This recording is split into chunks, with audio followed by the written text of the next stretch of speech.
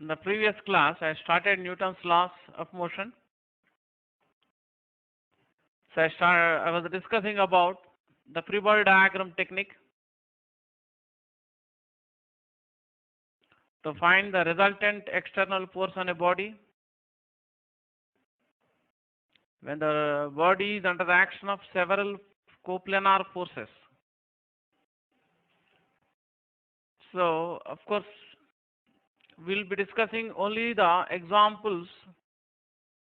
That means we'll confine our discussion only for those examples and problems where all the external forces acting on the body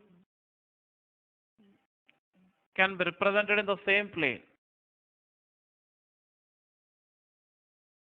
or motion of the body is confined to a single plane, which we call two-dimensional motion. So the motion of the body is confined to a single plane, then the plane of motion usually we consider it as XY plane. So I was already started discussing about this free body diagram technique in the previous class. So when several external forces act on the body simultaneously, we can find the resultant of all the external forces acting on the body by this free body diagram technique. As I told you in the earlier class, that when several external forces act on the body simultaneously such that the mass of the body does not change with time, then the vector sum or resultant of all the external forces acting on the body will be equal to product of its mass and acceleration. So to apply Newton's second law for any example, we have to find the resultant of all the external forces acting on the body.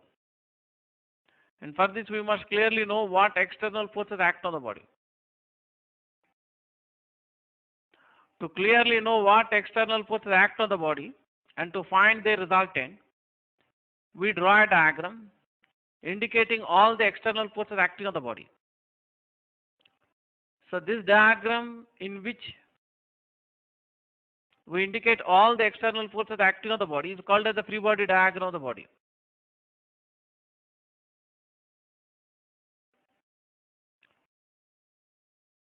So the first step in the free body diagram technique is to draw a diagram indicating every external force which acts on the body, and these forces are represented by the director line segments graphically. That means represented graphically by vectors. Usually the forces are represented by geometrically by vectors such that tails of all the vectors coincide. We may represent the body by a point mass which represent the position of its center of mass in the examples in Newton's laws. Then the second step is we have to choose two mutually perpendicular directions as x and y axis. The second step is we have to choose two mutually perpendicular directions as x and y axis. Most of the examples we discuss in Newton's laws and friction, the body will be moving in a straight line path. So when the body moves in a straight line path, for convenience, we can choose the direction of the motion of the body as a positive direction of x-axis, and the direction perpendicular to the motion as y-axis. So it's not compulsory that x-axis must be horizontal. It need not be horizontal. In some cases, x-axis may be inclined to the horizontal at some angle.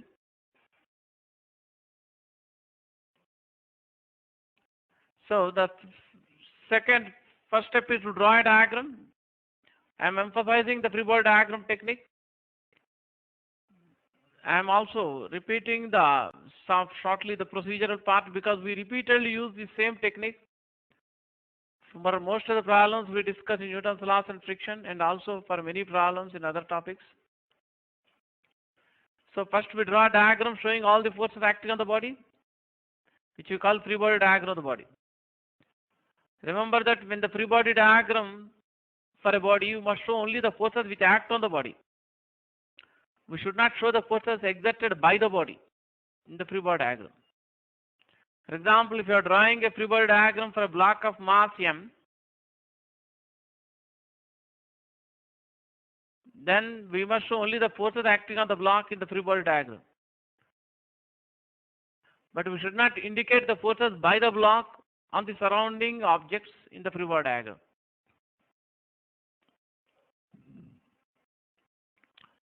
So second step is we choose two mutually perpendicular directions as x and y axis.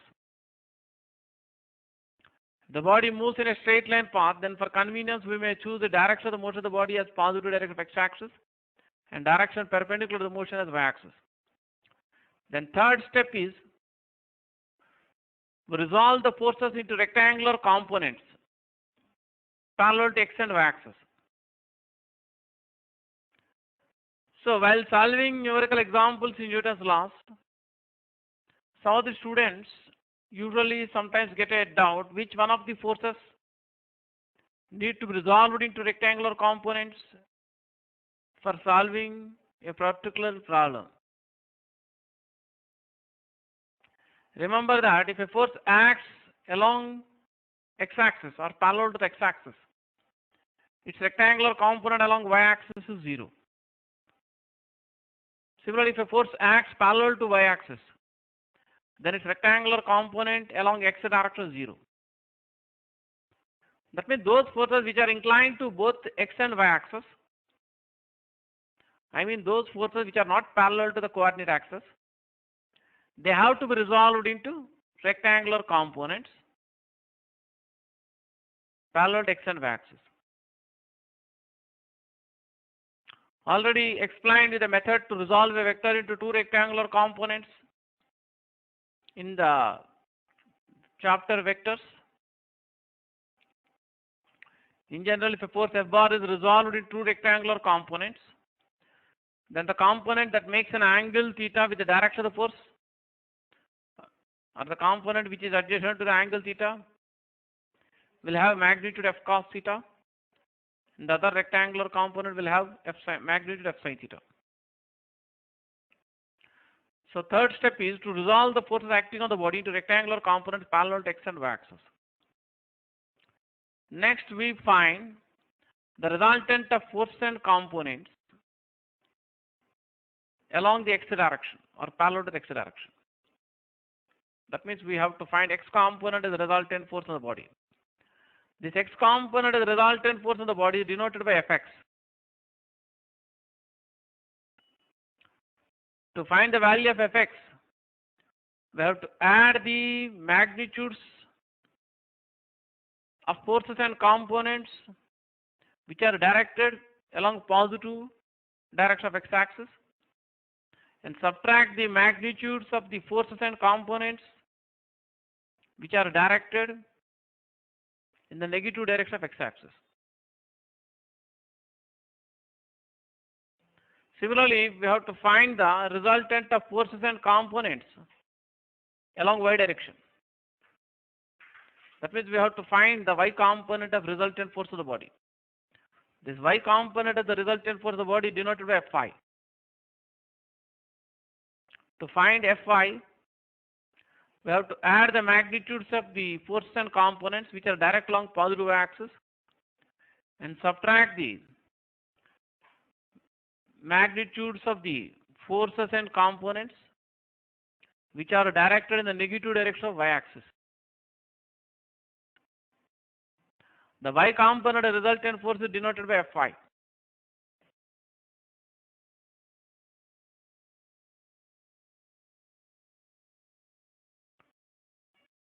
So the resultant of the forces and components along x-axis is denoted by Fx.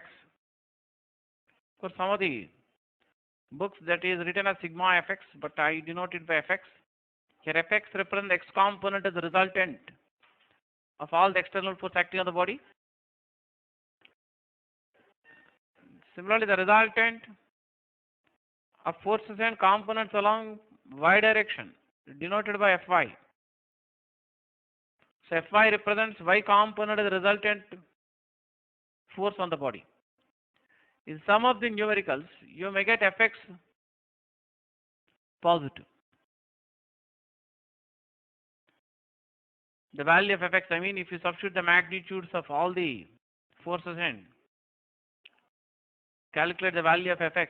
Fx may come out to be positive in some examples, whereas some examples the value of Fx may be negative also. If the value of Fx comes out to be positive, it means x component of resultant force is directed along positive direction of x-axis. If you get negative value for Fx, it means x component of resultant force will be directed in the negative direction of x-axis. Similarly, if you get positive value for Fy, it means y component of resultant force direct along positive direction of y-axis. If you get negative value for Fy, it means y component of resultant force is directed in the negative direction of y-axis. Then you can complete the rectangle by representing the two component forces Fx and Fy by the adjacent sides of the rectangle. The diagonal of the rectangle represents the resultant of all the external forces acting on the body, which I have denoted by F bar. So in vector form, the resultant of all the external forces acting on the body can be expressed as I cap into Fx plus j cap into Fy. Fx represents the x component of resultant force of the body. Fy represents the y component of resultant force of the body. Of course, the magnitude of the resultant force F bar will be square root of Fx square plus Fy square.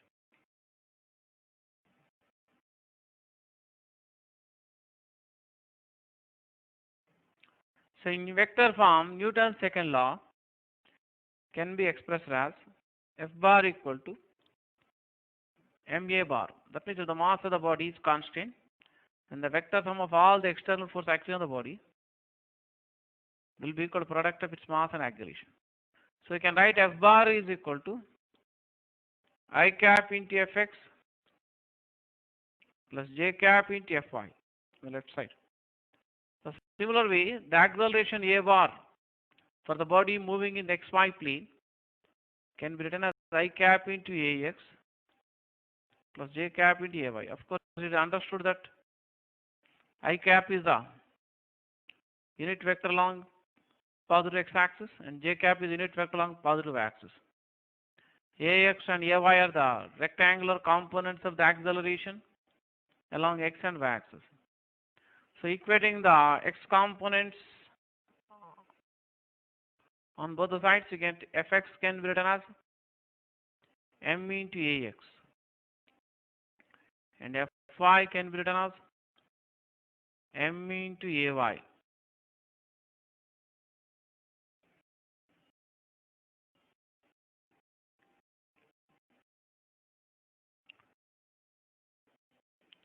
But in most of the problems, the body may be moving in a straight line path. In most of the problems we are going to discuss in Newton's laws, friction and work power energy, the body will be moving in a straight line path. So if the body moves in a straight line path, for convenience, we can choose the direction of the motion of the body is x-axis. For example, if a block is sliding along a horizontal floor,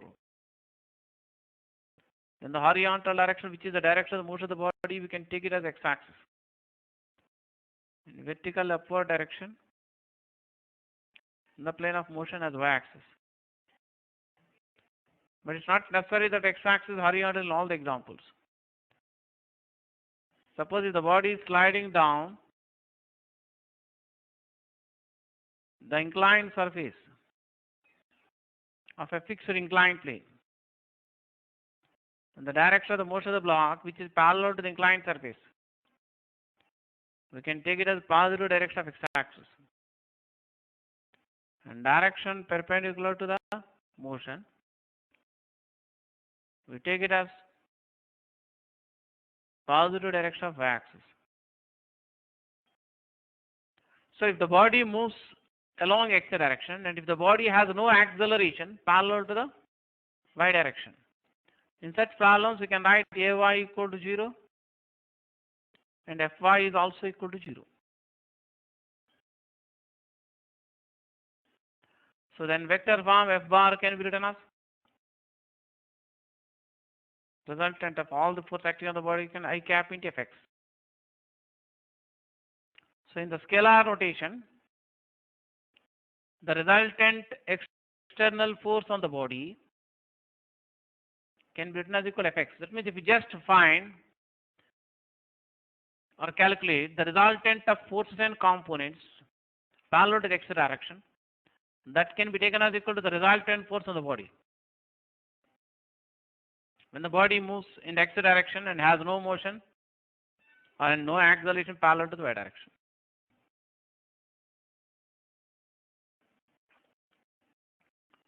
Of course, from Newton's second law, this you can write product of mass and acceleration. Or A or Ax, both will be the same here when Ay is 0. For a body in equilibrium,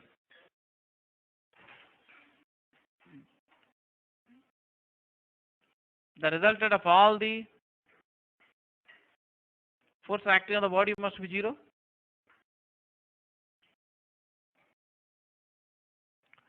So that means there is no acceleration parallel to the x direction, and also there is no acceleration parallel to the y direction. Then Fx will be 0, Fy equal to 0. So for a body in equilibrium, we come across two types of equilibrium in the problems we discuss in translatory motion, in Newton's laws. If the body is at rest, then we say that it is in static equilibrium. The body moves in a straight line path with uniform velocity. Then also we can say its acceleration is 0 and resultant force is 0. Then we say that it is in dynamic equilibrium. Next, I would like to summarize the discussion we have done so far in Newton's laws of motion. For those students who want to copy the notes or make the notes, they can now start writing the notes from the printed notes which I am going to show on the screen, because some of the students are accustomed to writing systematic notes for chapter wise, so they can write the notes. Of course, if you have my classes in your system at home, so it may not be compulsory for you to write the notes, because you will be able to go through the class at any time you want. So, but would like to summarize the entire discussion. Come and look at the notes and summary of the discussion I have done so far.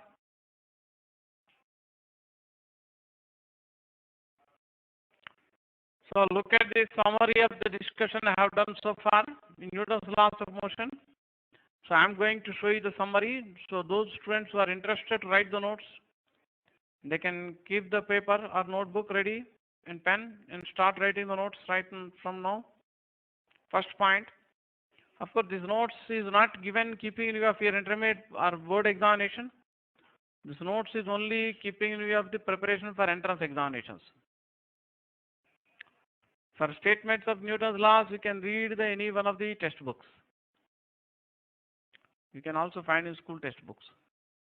So first point, Newton's first law gives the definition of force and concept of inertia. Newton's second law gives the measurement of force.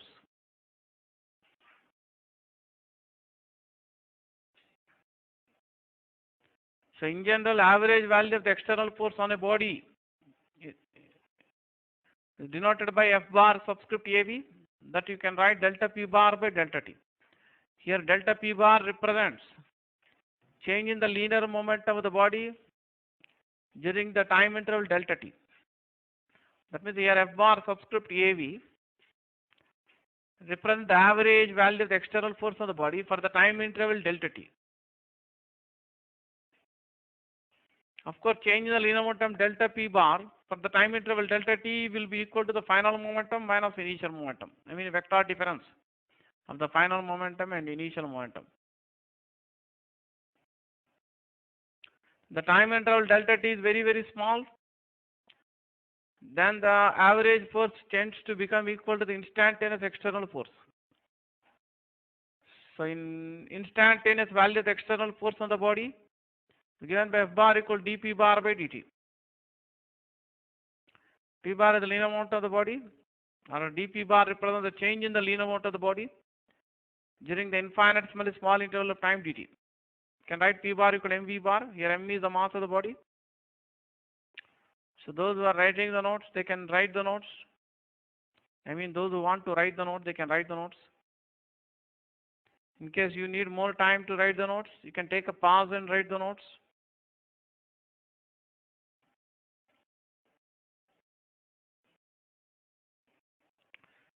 So if m is constant, then we write F bar equal to m into dV bar by dt, or F bar equal to mA bar.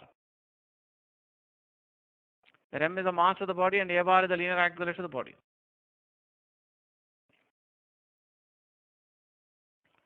So when several external forces act on a body such that the mass of the body does not change with time, and the vector sum or resultant of all the external forces acting on the body will be equal to product of its mass and linear acceleration.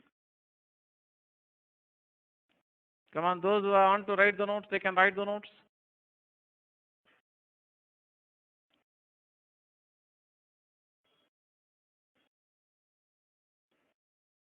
In case you need more time to write the notes, you can take a pause and take more time. According to Newton's third law, action and reaction force are equal in magnitude but act in opposite directions.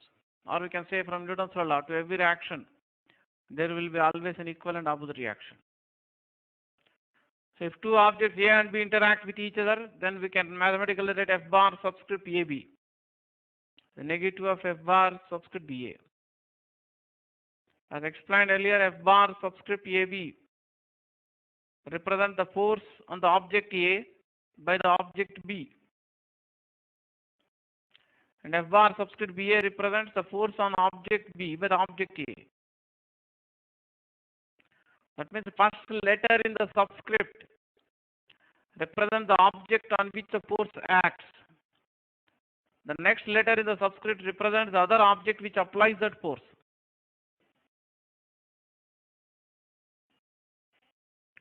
You must be familiar with units of force, but still I would like to once mention.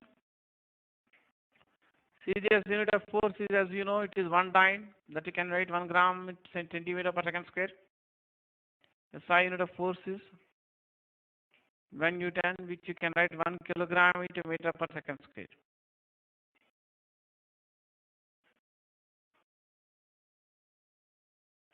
So free body diagram technique, which I discussed earlier, I am going to give the notes for the same, for forces in 2 dimensions.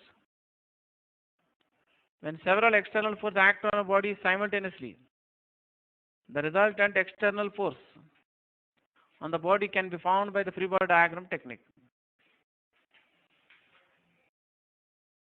Can write, those who are writing the notes, they can write this.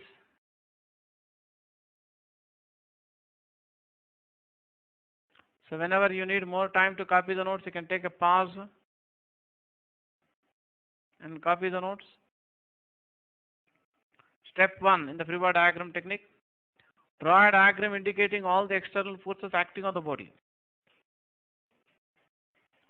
Step 2, choose two mutually perpendicular directions as x and y axis.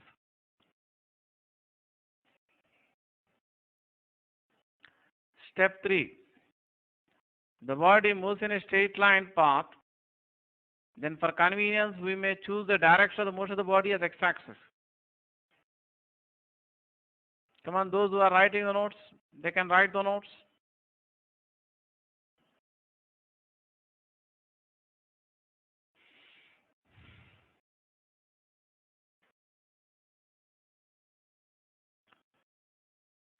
In case you need more time to copy this, you can take a pause and take your time.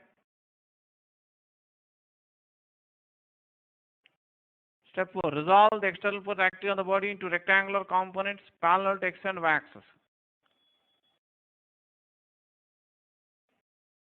Step 5. Find the resultant of forces and components along x direction. That is x component of resultant force. It may be denoted by Fx. As I explained earlier, to find the value of Fx, we have to add the magnitudes of force and components direct along positive x-axis and subtract the magnitudes of force and components along negative x-axis. Similarly, find the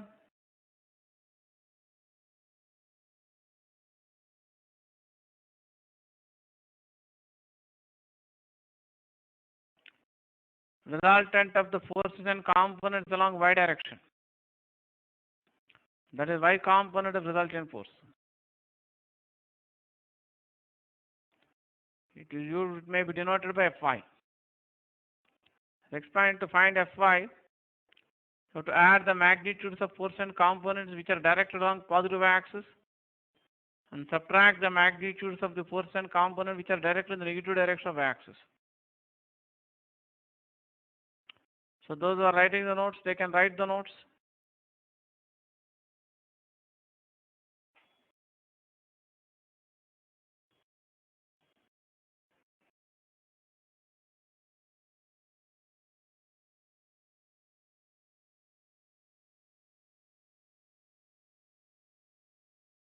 In case you need more time, you can take a pause and take your time. In vector form, resultant force of body can be expressed as F bar equal I cap into Fx plus J cap into Fy. From Newton's second law, we can write F bar equal mA bar. Or you can write F on the left hand side of this equation, F bar equal mA bar. F bar can be written as I cap into Fx plus J cap into Fy. On the right hand side, A bar can be written as I cap into Ax plus J cap into Fy. So equating x components to the two sides, you get Fx equal mAx and Fy equal mAy. The remainder is the mass of body. So those are writing the notes. Come on, write it.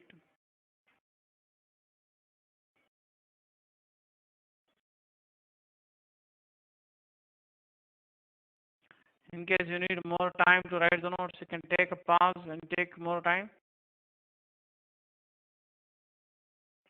The body moves along x direction and has no acceleration parallel to the y direction. Then Ay equal to 0, Fy equal to 0, and F bar can be written as I cap into Fx. In majority problems we discuss in the chapters Newton's law of friction and work power energy, the body will be moving in a straight line path. So in all such examples, usually we choose the direction of the motion of the body as x-axis. Direction perpendicular motion of the y-axis. Then resultant force on the body in vector form, we can write F bar equal I cap into Fx. Scalar notation, we can write resultant force equal to Fx. For a body in equilibrium, we can write Fx equal to 0 and Fy equal to 0. Come on, those who are writing the notes, come on, write it.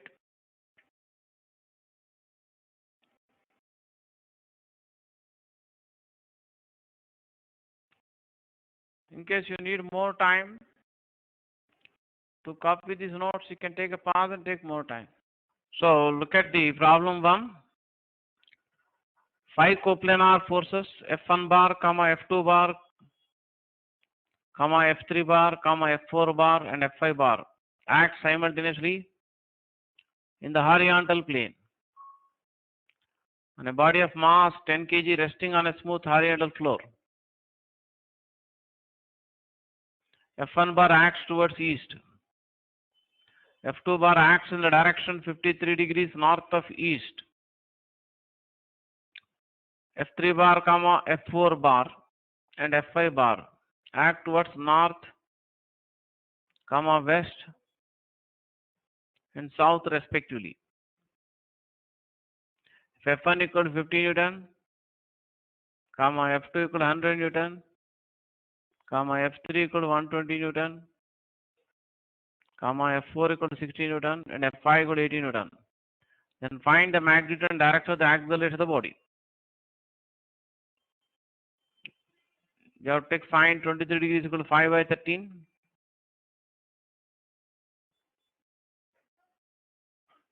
You can copy down the magnitudes of the forces.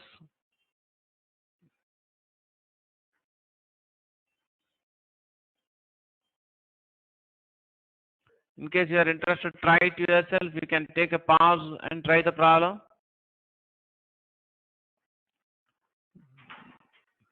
I am going to solve this problem now.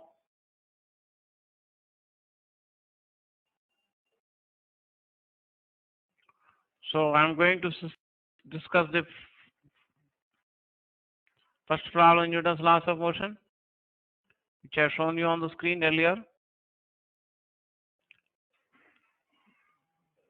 The first force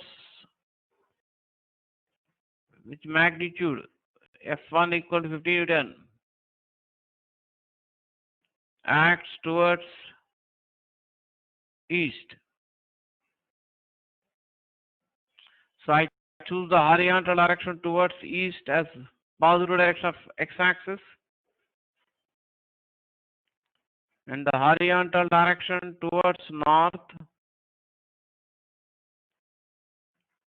as the positive direction of y-axis. The second force with magnitude F2 equal to 100 Newton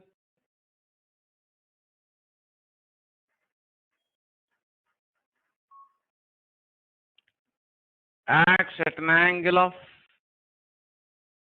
theta equal to 53 degrees.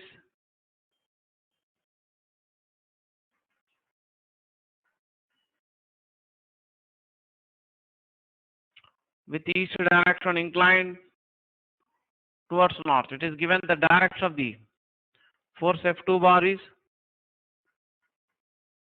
53 degrees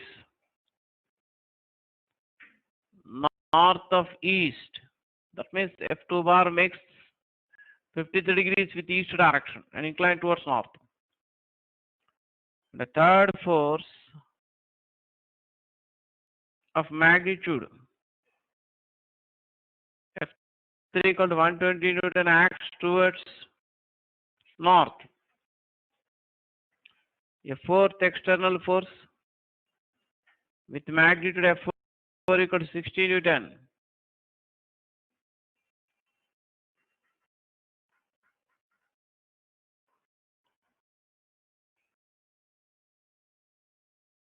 acts towards west.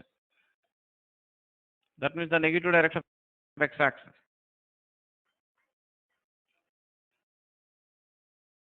The fifth force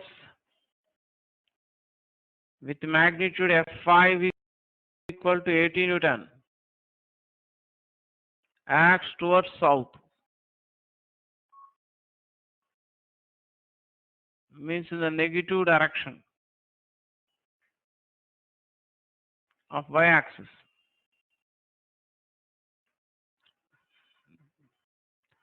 All these forces act in the horizontal plane.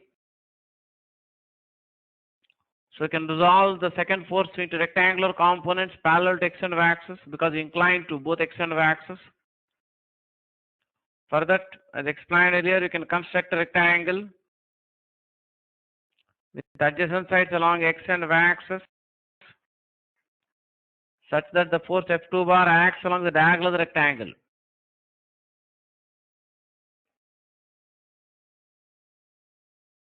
The component of the second force which acts along x-axis will have a magnitude F2 cos 53 degrees.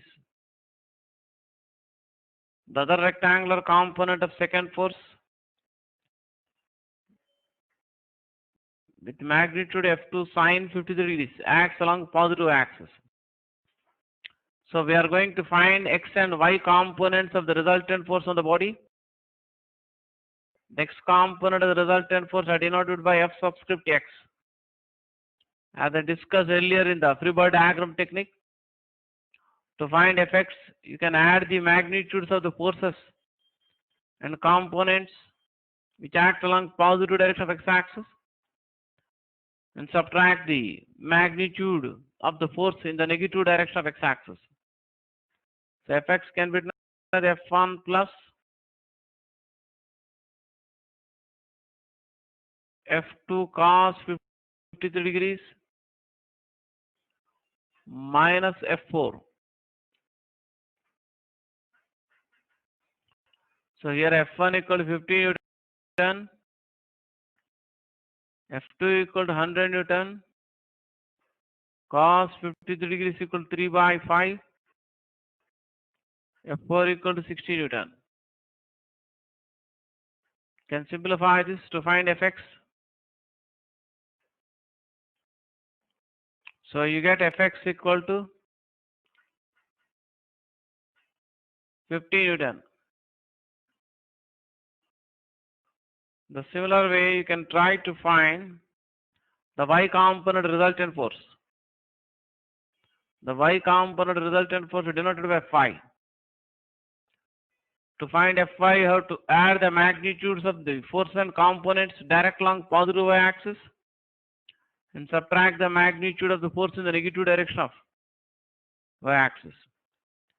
So Fy, you can write F2 sine 53 degrees plus F3 minus Fy. So here F2 equal to 100 Newton, sine 53 degrees is 4 by 5,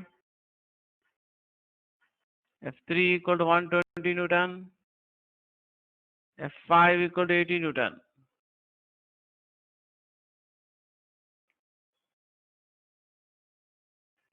To simplify this, you get Fy equal to 120 Newton. Can observe that both Fx and Fy are positive. That means X component resultant force acts in the positive direction of x-axis, means towards east. The y component resultant force acts along positive direction of y-axis, that is towards north. So if we complete the rectangle by representing the two rectangular components by the adjacent sides, such that Fx and Fy act along the adjacent sides of the rectangle. The diagonal of the rectangle represents resultant of the 5 forces acting on the body, denoted by F bar. The resultant force F bar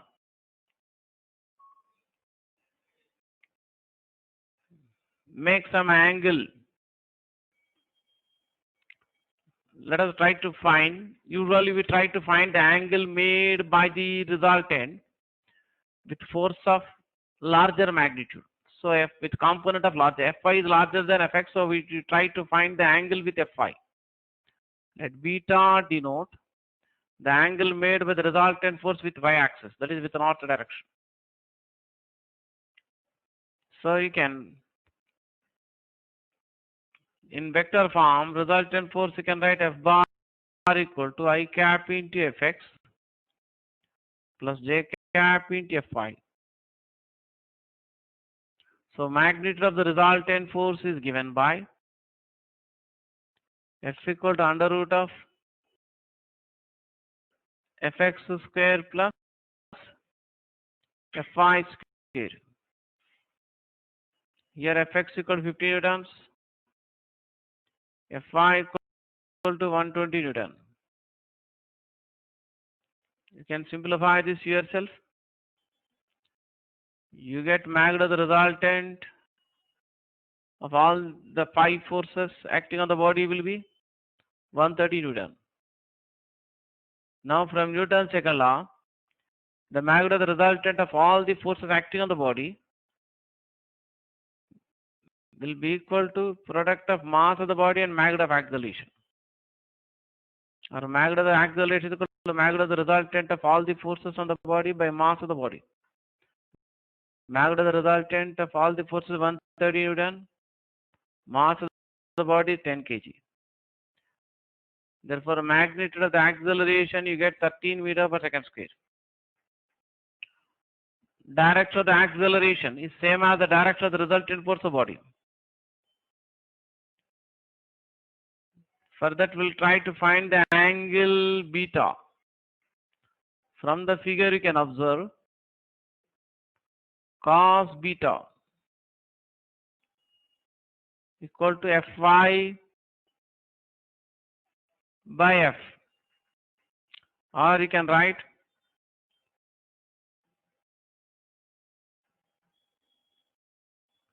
sin beta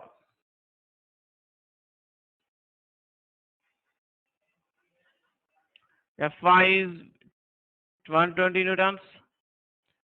Magnitude of the resultant force is 130 newton.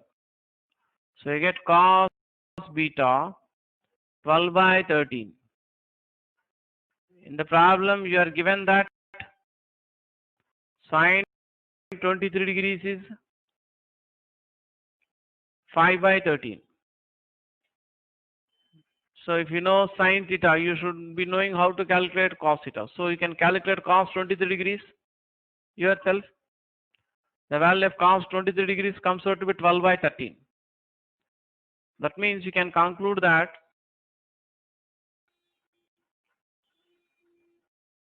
so sin 23 degrees is given as 5 by 13. From that you can calculate cos 23 degrees. It comes out 12 by 13. So you get beta equal to 23 degrees.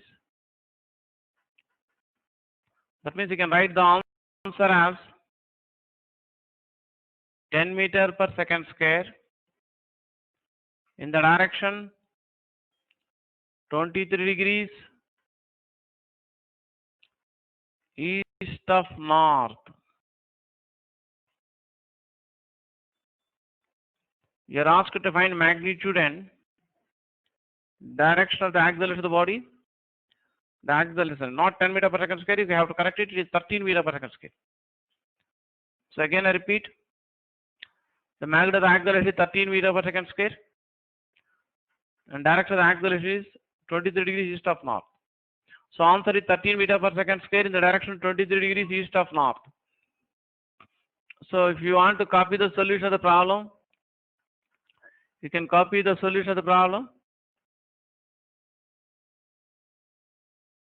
In case you need more time to copy this solution, you can take a pause and take your time. In my next class, I will be discussing the term normal reaction of the body. Normal reaction on a body when the body is placed in contact with a surface.